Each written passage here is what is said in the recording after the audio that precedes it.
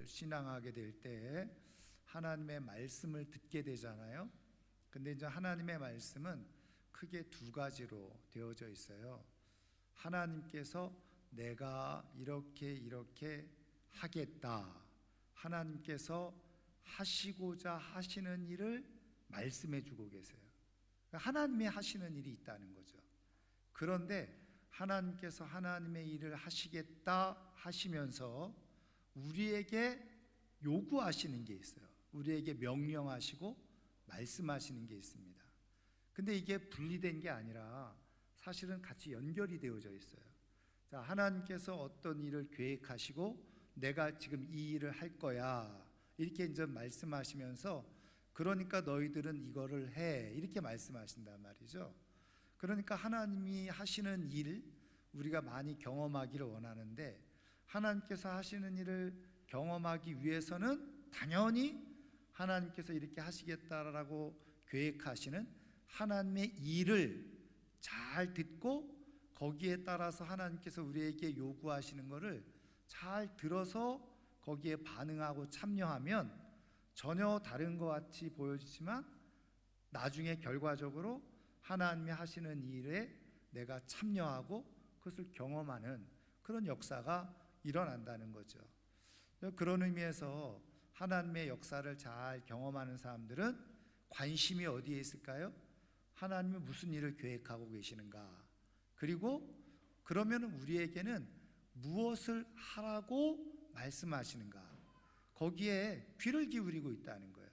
그리고 그렇게 행동하고 그대로 따르면, 순종하면 하나님께서 하시는 일을 경험하게 되어지고 그것이 내 삶의 믿음에 아주 좋은 영적 자양분이 되어지는, 하나님을 확신하면서 살아갈 수 있는 큰 기초가, 근거가 될 수가 있다는 거죠. 그러면 하나님은 무엇을 계획해 놓으시고 그리고 우리에게 무엇을 말씀하고 계시는가? 오늘 우리에게 주신 말씀을 보면, 여러분 이사야서 이 말씀은 크게 두 부분으로 나누어졌죠. 1장부터 39장, 그리고 40장부터 뒤에 66장.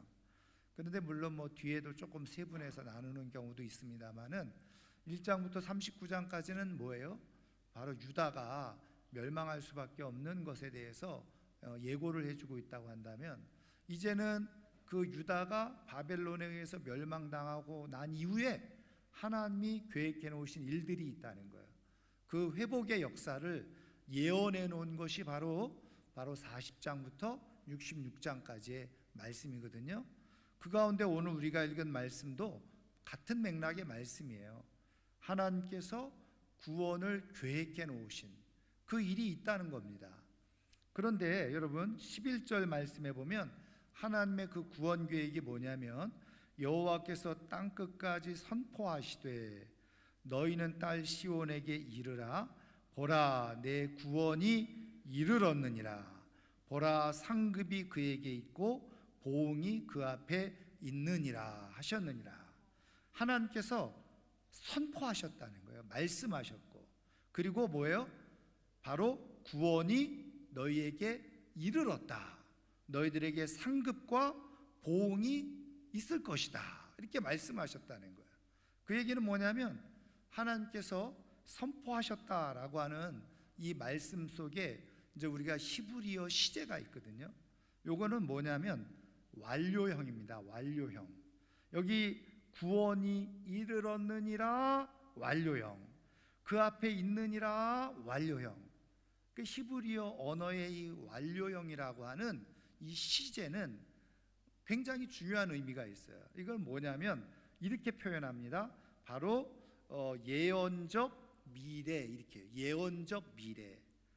예언적 미래라는 말은 뭐냐면 미래에 하나님께서 이루실 일을 지금 앞서서 말씀해 주셨는데, 그게 우리식으로 말하면 우리말에는 그런 시제가 없어요.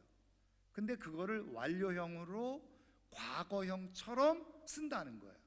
그러니까는 하나님께서 우리 미래에 그러면은 내가 뭐뭐를 할 것이다 이렇게 말하잖아요. 내가 앞으로 뭐뭐 할 거야. 그 미래에 뭘 할 거라고 말하는 거잖아요. 근데 성경에 보면 하나님께서 구원하셨다 이렇게 말한다는 거예요. 구원하셨다. 이게 과거형이잖아요. 우리 지금 문법적인 표현으로는. 근데 구원하셨다, 그게 히브리어 원어로는 예언적 미래 완료형이라는 거예요. 그럼 그걸 뭐냐? 아직 일어나지 않은 일인데 미래에 할 건데 하나님이 그렇게 완전히 못 박아 놓으셨다는 거예요. 이거는 하나님이 무슨 일이 있어도 반드시 작정하시고 하실 일이라는 거예요. 그게 바로 예언적 미래 시제예요. 여러분, 성경에 보면 이 예언적 미래형으로 하나님이 말씀해 놓으신 게 너무 많은 거예요.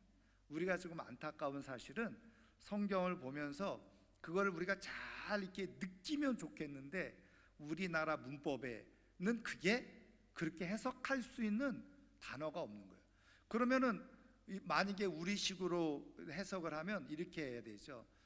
하나님께서 구원하실 거를 계획해 놓으시고 반드시 꼭 무슨 일이 있어도 구원하실 것이다, 이렇게밖에 표현을 못하는 거예요. 여러분, 지금 하나님께서 땅끝까지 선포하셨다, 이것도 예언적 미래. 그 다음에 구원이 이르렀다, 구원 하나님께서 하신다는 거예요. 그리고 뭐예요? 상급, 보응, 그 앞에 있는데 그게 반드시 있다는 거예요. 저는 이 말씀이 오늘 우리 시대를 살아가는 우리들에게도 동일하게 역사하고 계시고 말씀하고 계시는 것을 믿으시기를 주님의 이름으로 축원합니다. 하나님이 택한 사람들에게 어떻게 해요? 구원이 이르렀고 반드시 뭐예요?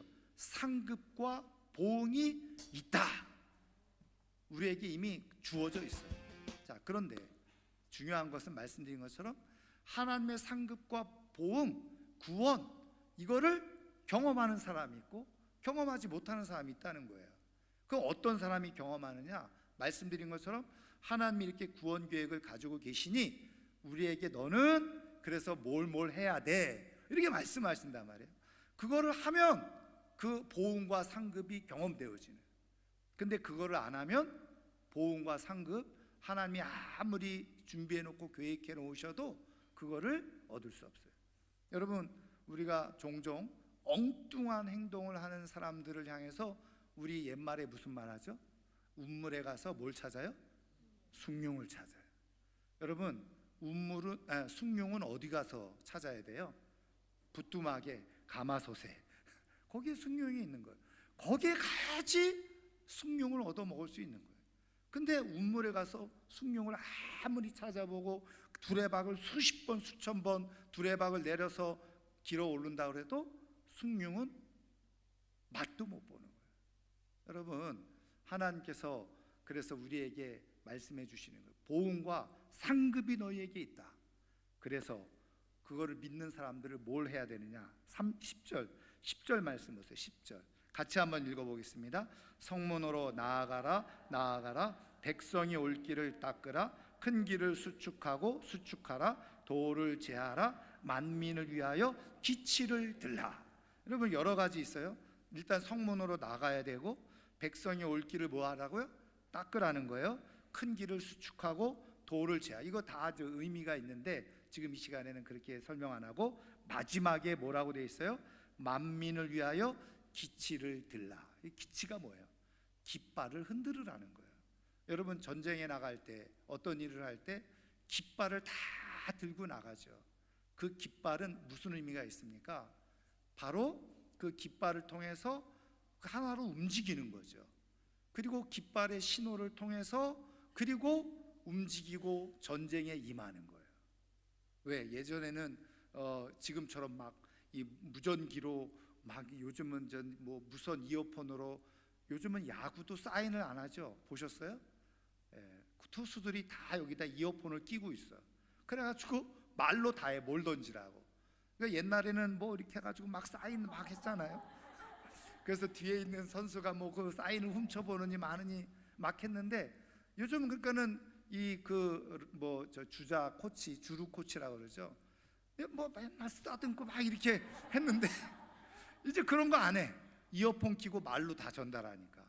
그래서 종종 투수들이 던지기 전에 막 함성 때문에 잘 안 들리니까 글러브를 끼고 이렇게 듣잖아요. 여기 다 이어폰으로.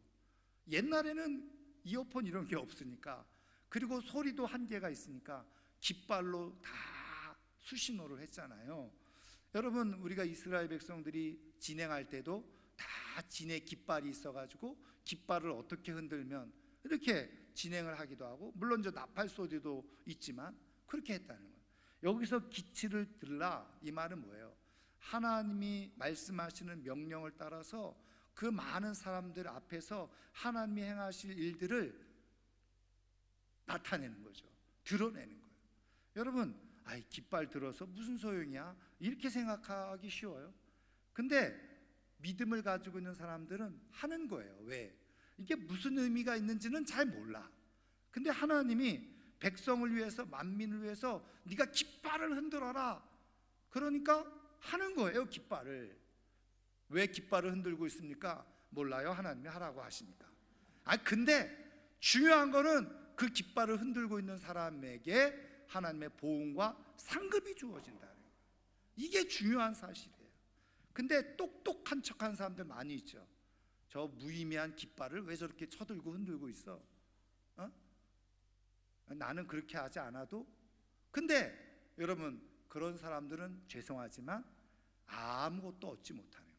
운물에 가서 뭐 하는 사람들? 숭늉 찾는 사람들.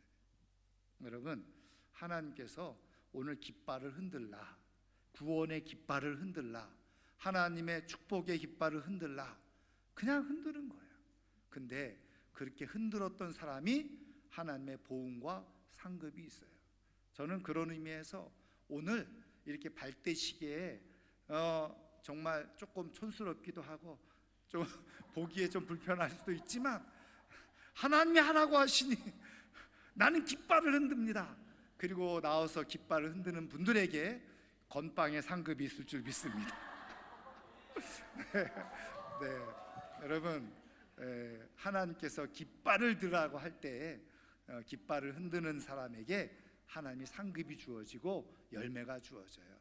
저는 오늘 이 시간에 우리가 힘차게 한번 깃발을 흔들고 발대시기에 참여해서 하나님이 주시는 은혜를 힘입어서, 저는 분명하게 여러분들이 그렇게 힘써서 깃발을 흔들고 도전하고 시도했을 때 하나님께서 여러분들의 셀 안에 반드시 올해 안에 한 사람의 세례교인을 하나님께서 세워주시고 붙여주실 줄 믿습니다.